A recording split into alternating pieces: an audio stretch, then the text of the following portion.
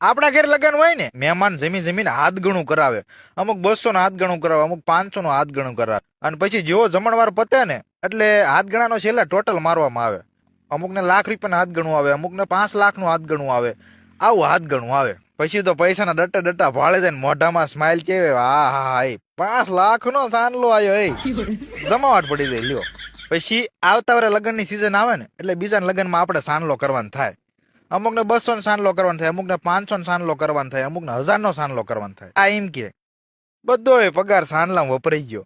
પછી તો ઘરે કંકોત્રી આવે ને તો એમ કે કેટલી કંકોત્રી ભેગી થઈ છે, કેટલા બધા સાનલા કરવાના.